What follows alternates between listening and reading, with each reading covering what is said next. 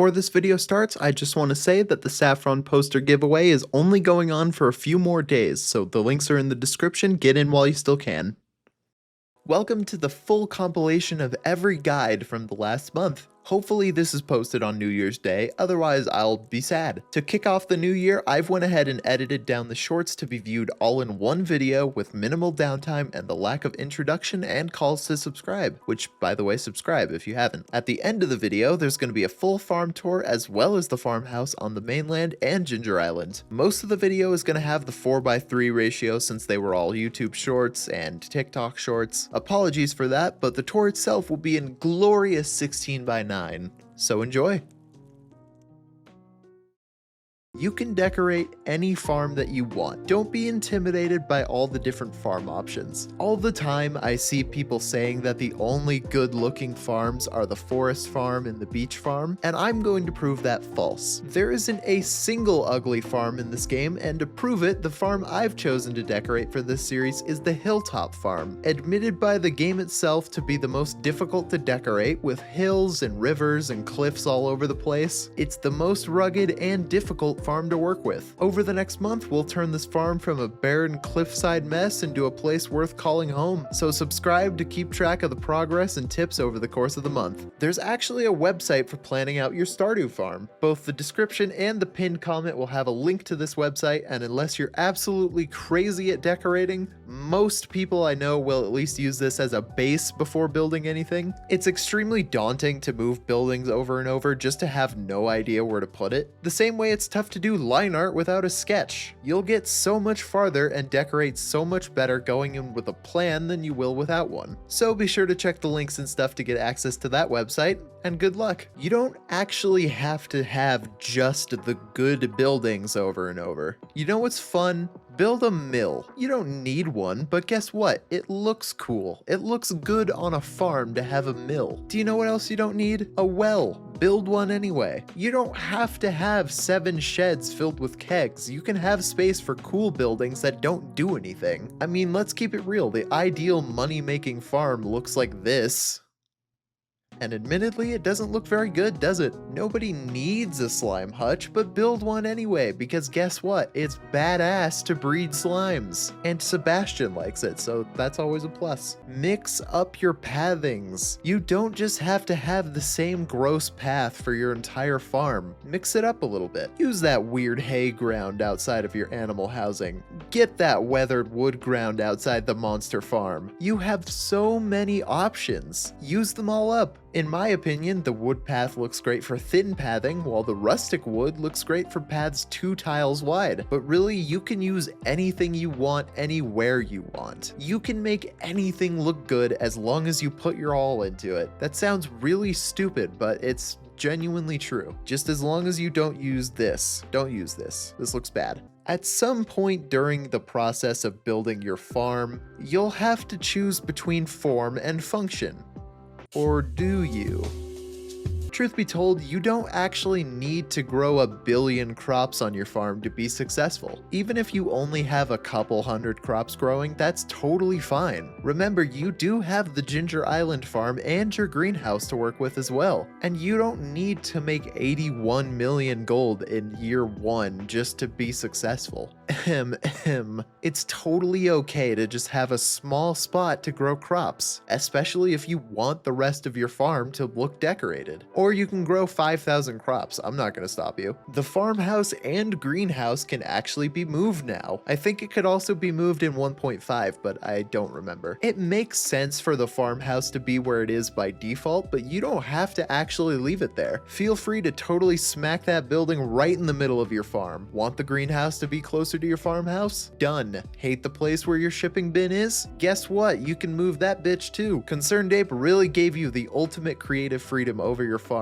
Use it to the best of your ability. Or just cram everything in the corner of your farm, that works too. Lighting up your farm outside actually isn't all that tough. You've got plenty of tools to work with. Braziers cast a lot of light, the campfire is a personal favorite of mine, the lamppost can actually look really good with a little planning, and you can hide different light sources places behind trees or rocks or plants or anything else. One of the community's favorite moves is putting torches on top of your sprinklers to cast light over the crops. Truth is, you could slap a fucking jack-o'-lantern in the middle of the farm and most people would never question it. You can do literally whatever you feel like or not light it at all. It's truly up to you. Look, you know what's cool? Having a gross, disgusting, run-down trailer on your farm. Cabins are honestly a staple on a lot of people's farms, including my own. I mostly have farms that I do alone, but I almost always have a spare cabin or two built. They just look good, and not just the stone ones or the wood ones, but I also love the option of having the trailer. I have one on my 100% farm, and it's honestly so funny that it's there. Everything else is beautifully decorated, rustic wood, amazing vibes, and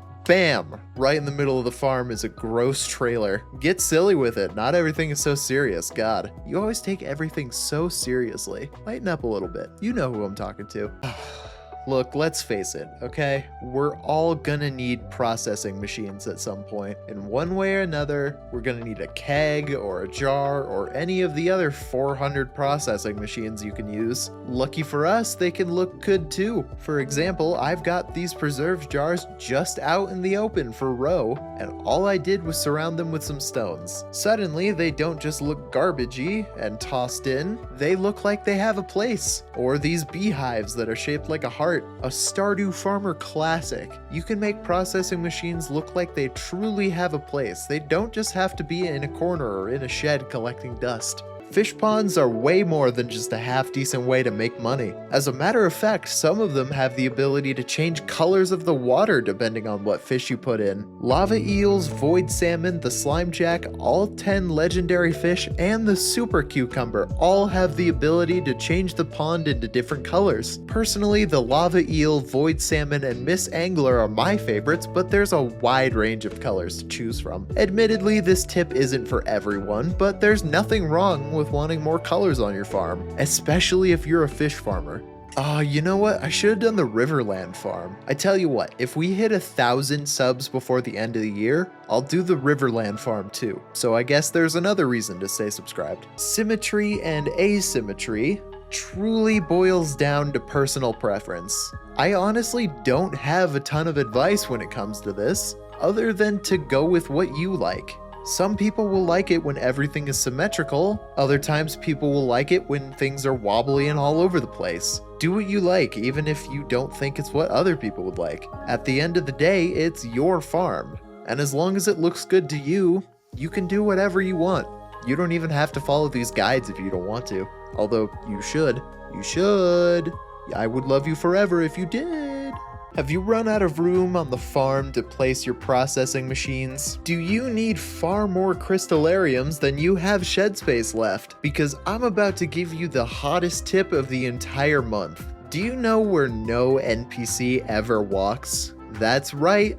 Both the bus stop and the quarry will never have any NPCs in them. So take your shit over there. Put those crystallariums in the quarry. Throw a bunch of kegs in the bus tunnel. Slap those dehydrators down in the backwoods. What is Lewis gonna do about it? You hold the Pelican Town economy together. It's not like he can kick you out without losing his entire town. So I'm sure you know about giant crops. If you don't, when you plant certain crops in a 9x9 grid, there's a chance that they'll grow into a giant crop. These crops look really cool and they'll drop 18 normal crops when harvested, so they're always a nice surprise. But they serve as a nice decoration as well. They don't actually die over the season change like their weak little baby crop counterparts. They last as long as you don't chop them down.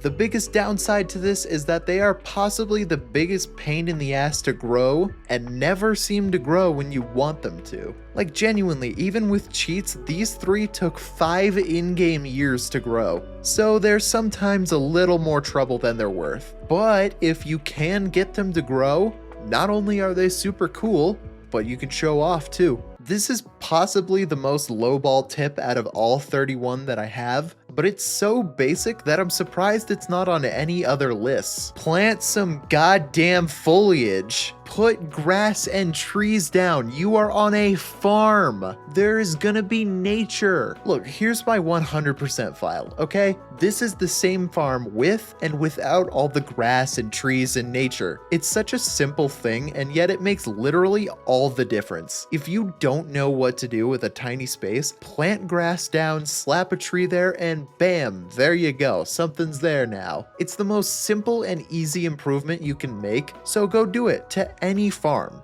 Now, you heard me, now, go. So this one should be obvious, but to be fair, the game is a tad misleading with this sometimes. Some furniture can actually be placed outside. Not just chairs, but even stuff like couches and tables, opening up the possibility to item displays and stuff outside. It's 100% possible to have an entire tea setup that's outside just because you can and it looks nice. Couch on the porch is an American classic, or you can just leave garbage all over the ground. Outdoor witch area, shrine to the gourmand frog, sky's the limit really. As long as you have the furniture, you have the imagination. So this one seems obvious, but there's more to it than you think. Before you decorate anywhere, buy the catalogs first. The two that most players find are the furniture and wallpaper catalogs sold by Robin and Pierre respectively, but there's actually a few more as of 1.6. There's the Joja catalog, which is sold at Joja Mart for $25,000. The Junimo catalog bought from the cart at $70,000. The Wizard catalog sold by Krobus for $150,000, and the Trash catalog that you can get for free from the trash. In my opinion, one of those is a little better than the others, but to each their own. Buying all of them will help quite a bit with decoration, as you'll have so much more to work with. It sounds obvious, but a lot of people don't actually know about the new catalogs, so throw it in there, why not? Go buy them.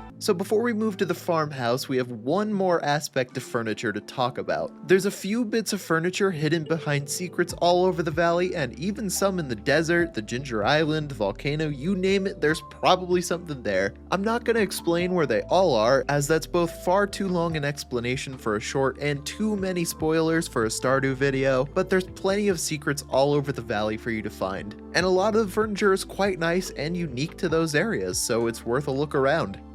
So we're finally here at the farmhouse. Before we really get started, go ahead and take a trip to Robin's place and check the options for your house. For a few 100,000 gold, you can add things like an attic, a dining room, you can remove the crib, take out a wall, you can remove the crib, add a cubby, and you can actually remove the crib. You don't have to do these, but it's not like it hurts to take a look if you'd like more space to work with, or to remove this wall here, or anything else, like removing the crib. Personally, I took every option but expanding this corner room. Sorry, I couldn't find anything to do with it. You can actually place down pathing inside the house, but even more important than that, use these floor separators. There are so many uses for these, and yet I don't see anybody use them properly. They add so much depth and value to a floor. It's so small, but it matters so much. As for pathings, I used the weathered floor in this room to give it a different look. Just experiment and play around with them. You can absolutely figure out something to do with any of these floors you want to use. And please use the floor separators. So there's certain items in this game that can't be displayed on tables or in the open, like rings, weapons, tools, stuff like that. But there is actually a solution. Signs. It sounds stupid that this is a piece of advice I'm giving, but hey, everything counts. I like displaying my ring collection, so I use the signs to do it. This is sort of a combat themed room with all the trinkets and rings displayed, but since I can't put rings on tables, signs. We all know that they can be placed on fish ponds as well, so just experiment around. You might find something you like. If you wanted to, the Ginger Island farmhouse can be decorated as well. It's a lot smaller than the regular farmhouse, so you can treat it as kind of a practice run for the actual farmhouse. There's plenty of ideas what to do with it online, so if you need inspiration, both Reddit and Pinterest are great places to look. Shrines to the gourmand frog, statue rooms, or even this combat themed room are all great places to start. You just have to get creative. A lot of people like doing libraries, fish-based rooms, house, or even just silly bedrooms that don't have anything to do with anything else. It's your place, so decorate it how you want to, or just leave it empty. That's what I usually do. In the wallpaper catalog, there's some wallpapers that don't seem to be that useful, but all of the silly wallpapers are cool too. Take this one that's just a bunch of pipes, combine it with a kind of stone brick floor, and suddenly you have a basement boiler room kind of look. Or even this weathered wood floor with wallpaper that looks like a cave. Now you have a dingy, gross attic for your Krobus themed room. A lot of wallpapers go unused just because they're too silly or unusable, but I promise that as long as you decorate the rest of the room, you can use any wallpaper in any room. And you don't just have to use the wood paneling all the time. Indoor lighting is definitely different than outdoor lighting, but that doesn't mean it's any more difficult. Truthfully, it's probably easier. Wall sconces are your biggest tool. Just slap them up on a wall and they'll easily light up at least half the room. Lamps can either be hidden behind something or placed right out in the open. Most of the catalogs have themed lamps as well, so there's no real worry about needing to find ways to hide them all the time. There's Junimo and Wizard lamps right out in the open in both of these rooms, neither of which clash against their respective themes. Braziers can also be placed indoors, giving another option for stuff like shrines or even just a cool fire effect. You can even leave rooms dark if you'd like for a sort of dark library effect. Just see what you like and mess with it that way. Try not to be afraid to place stuff in the middle of the floor. As long as you have a walkway, you can still navigate the house. These are huge open rooms. Any room I've decorated wouldn't feel the same if I left a big space right in the middle with nothing in it. Too many times I see people just placing everything against the wall and the room feels very empty as a consequence. Fill that floor up. Even just a simple rug or a table makes all the difference. Something nice to look at is always nice to have. Fish tanks! Everyone wants one, but nobody actually knows how much you can put into a fish tank. It's surprising how much you can put into a fish tank. If you want the condensed version of what I'm about to say,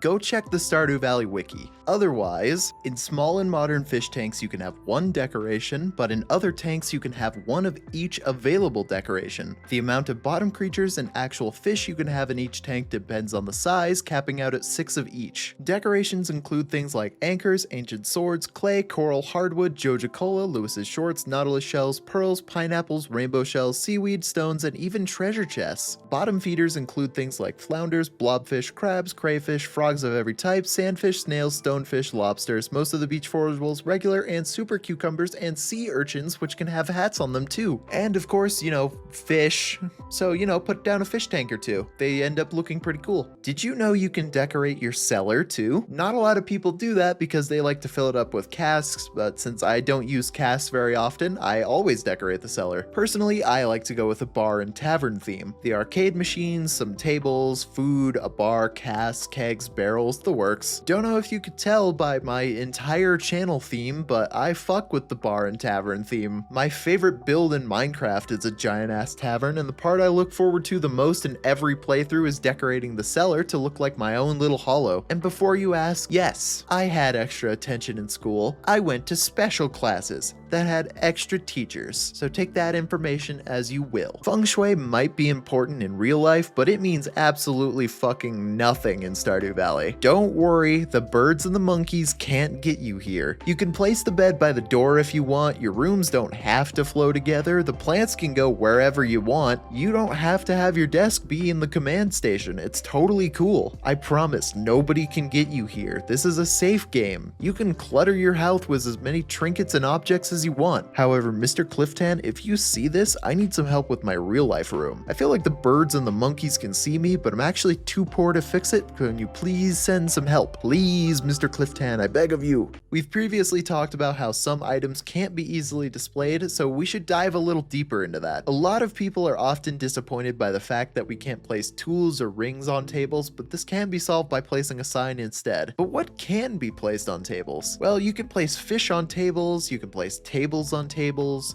some statues, food, and most regular items, but things that can't be placed on tables are most furniture items, tools, rings, and certain regular items. You'll have to try it out for yourself to get a real list, but Concerned Ape, please add a weapons rack. I need it so badly. I have to find a place to display my useless lava katana. I need you to add this. If I could add anything in 1.7, it would be a display rack. Hey, check it out, the greenhouse. If you want, you can decorate the greenhouse too. Everyone knows about the tree trick where you can place trees on the normal tiles, but you can also place butterfly hutches in here, which is a personal favorite of mine. You can actually also place garden pots in here for extra plant space. Quite frankly, it's just as decoratable as any place in the valley. There's even the option to make pixel art or something with the plantable tiles in the center. There's a lot of options here. Go with the flow, make something you like. Look at all those butterflies. On the same building topic as yesterday, you can decorate sheds too. They don't just have to be 135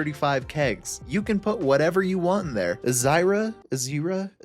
Am I saying that right? I'm sorry. Azira has a great video where she decorates 100 sheds, which is actually the inspiration for this masterpiece of a shed here. Day 31 if you're curious. Full credit to her, although I swapped it from hat making to just full-on sweatshop. But really, you can do genuinely anything. Treat it as a shrine to your favorite NPC or your significant other. Crafting shed, crazy ass grass shed, or we have slime hutch at home type thing. Go nuts. Finally, the most important tip of them all. Don't pressure yourself to have the perfect farm. You don't need to have the world's greatest farm. You don't have to follow every Easy Lily guide that you see. Shout out to Easy Lily though, she helped quite a bit with the inspiration for this farm. Remember, we turned this farm from a cliffside disaster to what you're seeing now. Even if it takes hundreds of in-game years, don't put the pressure on yourself to be the best. Remember, it's your farm. You make it the way that you want it to be. And remember, don't grow radishes. We fucking hate radishes. Watch out for the full video tomorrow for a full farm tour, and have a good night, everybody.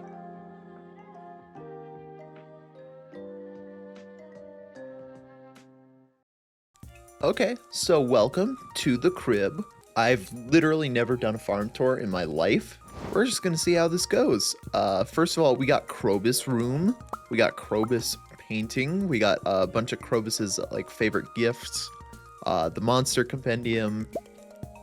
Stardrop tea, because all the NPCs like Stardrop tea. And a couple of bookshelves. It's sort of just a dark themed room.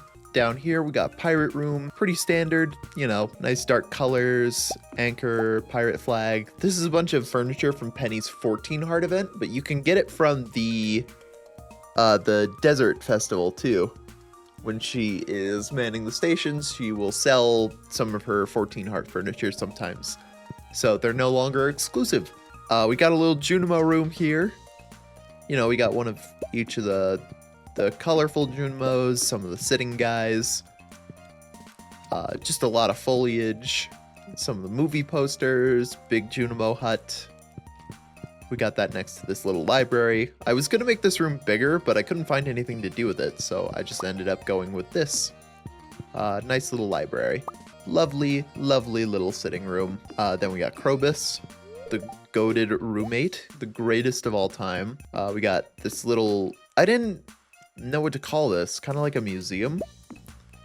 We got the fish tank with all the decorations and stuff in it. Dog and cat bowls. I put like these little tables here. These are the Joja tables, like the Joja coffee tables. And I put some, I think this is chipped amphora. Nope, never mind. Just decorative pot. So I put that on there. A couple of lanterns. We got that next to the, probably the only like utilitarian room in the entire house. But this is all you need, really. The geode crushers. You got the sewing kit. Food makers. You got the forge. Got these. You've got this thing, the workbench. Chests to hold stuff, and then down here we've got statue room, just a little thing to hold all your statues. Up here is this guy, just a regular TV sitting room. You walk past it so you remember to actually hit the TV on your way downstairs. Then we've got the mostly decorative kitchen. It does have the coffee pot running. Oh, I didn't know you could put stuff on this table. I'm gonna leave that there because that looks pretty good. But you've got the mostly decorative kind of stuff. There's like a few dishes on these little end tables with room to head downstairs. Then you've got this wizard kind of room. It's not functional at all. There's literally, well, except for this. This is a dresser, so you can put your stuff in there. But other than that, is purely decorative. And then we all know what's downstairs. We got the tavern with the second coffee maker. You can't actually get that, to be fair, but second coffee maker, jukebox. Down here, you'll be confused by this TV remote. This is the advanced TV remote. You need this for the quest to get the, what is it? It's like 5 walnuts and fairy dust, I think, on Ginger Island. So I haven't turned this in yet, which is very funny, but I will forever be missing 5 walnuts. And that's the inside of the house. Outside, we've got horse right next to the house. I like the way that this roof slants into the horse, like the stable. I like how it does that, so I kind of leave it there. I think it looks nice, but I didn't end up painting the house or anything, or the barns or the coop or anything. So over here first is the mill. Underrated building, can't even lie, but it looks good. And then up here, I've got the 2 pillars that I don't really use, is the earth and the ocean totem, because they look good. Right next to Grandpa's shrine, where I put like a couple of lights. A lot of trees. I kind of let this area grow wild. Then up here, we've got the bee house heart. Classic, Stardew Valley classic. Right next to the mob farm. I didn't do anything inside, but we've got that. Inside the cave, nothing. You can decorate, so you can, pro tip, you can decorate the inside of the cave, and if you hit the bats, you'll have a completely empty cave to work with. I didn't do anything with it, but you can do that. We've got the preserves jars for the fish. Little gourmand frog guy. He's chilling. Over here, we got the greenhouse. Everyone's seen the inside. I feel like I could have done better with this, but, you know, like the pixel art in the middle, but who gives a shit about that? Who gives a... Down here, we got the shed. The shed is impossible because you can't have more than, like, I think you can't have more than 1 of the sewing machine, but it's fine. You don't need more than 1. But other than that, we got the cloth on the tables. We got egg. We got blobfish running the counter. Down here, we got the golden clock area. So we've got the tea table. We got the owl kind of hidden away. We've got the golden clock. Bubbling pot of nonsense churning in the corner. This is the big Junimo hut. A lot of people were asking about this. This is the large Junimo hut. So it's in the, what is it? It's in the Junimo catalog. This is the big one. Right up here, we've got the big plants. So we got the pumpkin, the melon, and the key guy. So they're big. They'll stay there forever. They'll never move. We've got our crop area. I believe it was 202 crops. I lied. It's 111. It's 111 crops that fit in that plot, but who gives a shit? I'm rich out of my mind, so we're fine. Inside, just the basic cabin. I didn't do anything with it. But outside, you know, decorated. We have the bluegrass, so that the animals, they can come down here and eat the bluegrass. Fun fact about bluegrass, it used to spread half as quickly. It does not do that anymore. So it's totally fine to use. There is no reason to use green over blue in terms of like your min-maxing. And then up here, the finale, we got the animal area with the three little statues. We've got golden chicken egg for some reason. I don't have any animals, so I don't know why those are in there, but blue trees, because I think they look the best. Filled up silos. Regular coop, or deluxe coop, deluxe barn. I have this hay flooring outside of it because I think the hay flooring looks the best outside of your animal huts. So that's pretty cool. And now we're on the island. So the outside of the farmhouse on the island, I didn't do anything with. I did nothing because I didn't see a reason to. But here inside, I definitely did something. So we have the combat room. I have 1 of each trinket. I have a bunch of signs with the rings on them. And then I have more of these guys. You can get more than 1 of each. You just have to put more than 1 of the item into the box. So for example, if you put more than 1 duck mayo into the toy box, you will get more than 1 pinky lemon. You can get as many pinky lemons as you want. This is the faraway stone. You can get more than 1 of those too. So you can have the Meow Mirror and still have the faraway stone. the volcano portrait. The kitchen's mostly empty, but I wanted to do something with it. Over here we got the fish tank, the big one.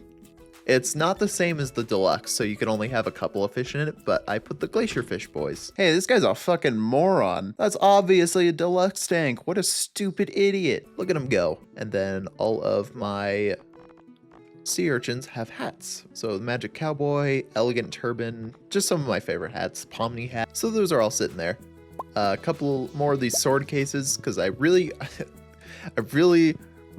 want there to be a display rack for weapons in this game. So hopefully Concerned Ape adds that eventually. And then up here is just a bedroom. Pretty normal, pretty standard. Again, you can't actually have this because I chose the hilltop farm, and this is exclusive to the beach farm. So you couldn't have this, but you could just replace it with a different painting. Yeah, I really don't know what else to say. I've never done this before, so I don't know how people end it. I guess I'll end it with an announcement. We're giving away saffron posters in my Discord, if you want to join that. If you want to try and win a saffron poster, that's open for, I believe when this video comes out, another 5 days. So join the Discord. I'll put pictures of the saffron posters on screen now. Boom, boom. There you go. Join the Discord. Subscribe. You don't have to subscribe. I don't give a shit about that. Follow the TikTok if you haven't. I'm sure you have at this point. I stream twitch.tv/sleepysaffron. How do people end videos? Who does this?